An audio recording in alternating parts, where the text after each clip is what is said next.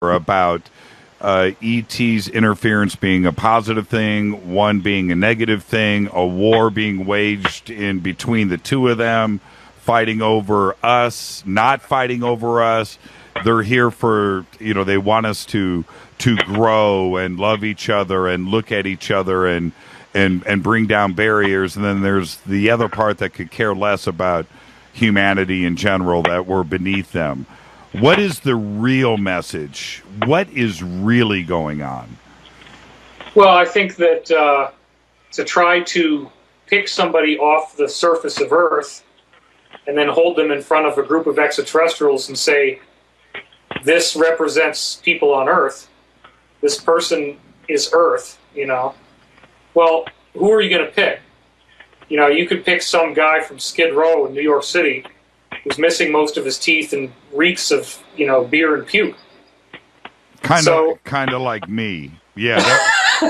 That wouldn't be a good idea. I don't think I would represent Earth too well.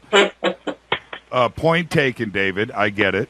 So in saying that, I want to say, too, that there are a wide variety of extraterrestrials with a wide variety of agendas. Some of them are more trending positive. Some of them are more trending negative. Some of them are extremely negative. Then that's all kind of in like what you would call a fourth density category, which is the level above our own. Right. As you progress in your universal evolution. As you get into fifth density and especially sixth density, these groups now become somebody that you're not usually going to see. And one of the things that has been really significant that I want to make sure we cover, because I see how fast we're running out of time, yes, is the arrival of these massive spheres in our solar system. And I want to point your listeners to something. Everybody's saying, David has no evidence, David has no evidence, okay? I just put up an article, so go to divinecosmos.com, DIVINECOSMOS.com. In less than 2 hours, it's already had 1,500 Facebook likes and over 8,500 hits, okay? This article shows you the film of these spheres from NASA when they were first coming in the late 1990s, including a very dramatic little animated GIF of two spheres colliding with the sun and creating a massive coronal mass ejection immediately afterwards, which NASA says is unrelated. Okay, now, these sphere beings showed up, and it appears that we're finally dealing with somebody a lot higher than fourth density, who is here to ultimately restore our planet and get rid of the bad guys and clear us from financial tyranny and free up all this classified technology. And that's really the core of what Corey seems to be doing, is acting as a delegate and a liaison on behalf of these new beings who have completely overturned the apple cart for the space program negative groups that we would call the Illuminati here on Earth. Well, and certainly everything that you've been talking about over the last couple of years on this program and others, David, and you and I personally talking too as well, about the the global financial situation, and things certainly seem to have turned upside down over the last week. And it's something I want you to come back on the show in a couple of weeks, and we need to address this directly, if you don't mind. It's accelerating to warp drive speed. Yes, we had the Dow drop 530 points on Friday, and Monday morning, this morning, it dropped another 1,000 points and closed about 700 down. Yeah, this is exactly how the 2008 Lehman Brothers collapse started. And believe me, this perfectly dovetails with what Corey has been saying online and what my own insiders separate from Corey have been saying. Buckle your seatbelt, get ready, because you're going to see epic changes. And the only way we can get rid of the bad guys is to have the public get pissed off enough that they want the change. So it does appear that this is what's just starting to happen. Corey, when was the last time that you made contact with the avians? That would have been let me see, I can look right here. It was on the 19th. Of August. Yes. Did you tell them you were going to be on this show? Just kidding. Just kidding. I was just wondering if they're tuning in.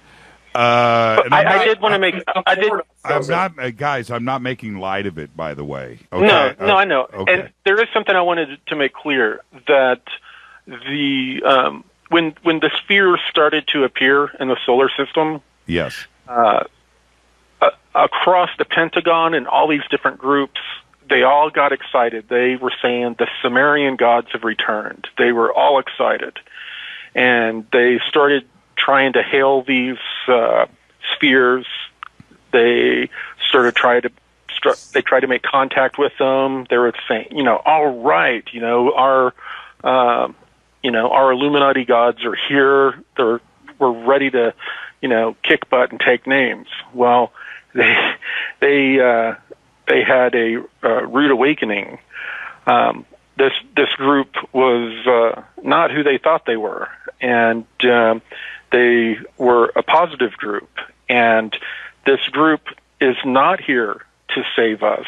They are not here to deliver us from evil.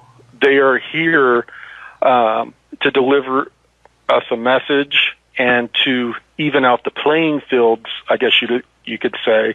And we have to take responsibility and be our own saviors. When you okay, couple of direct questions. When you were back sitting at the table at the Super Federation, and you had all of these, how many different races were in front of you from around the universe? Was it in the hundreds? Was it in the thousands? How many were in front of you? Well, when I was a intuitive empath support, usually there was about 40 different groups, but sometimes there were up to 60, a little over 60. Were one of these the Blue Avians? No. That's an interesting point, and you understand why I'm driving this home. That's an interesting thing. So when the Blue Avians are here, who are they representing? Are they part of the Federation now? No. The Blue Avians have refused to meet directly with all these groups, and they've said that, and some of these groups are very positive, but they said the most positive of these groups they still have agendas, and they are still service to self. Do the Blue Avians hold, are they, for lack of a better word, please understand, but are they superior in both intelligence and numbers, that they don't need the Federation and they can ignore the Federation? Are they in a position of power to make that kind of decision?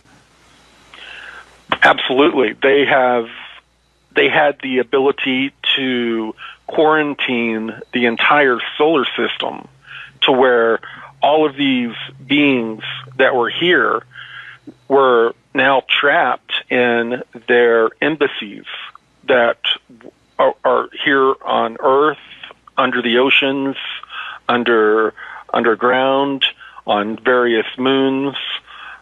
All of these different groups that are here were trapped. They could not leave the solar system. Why is that? Do you know? Well, they have erected a barrier.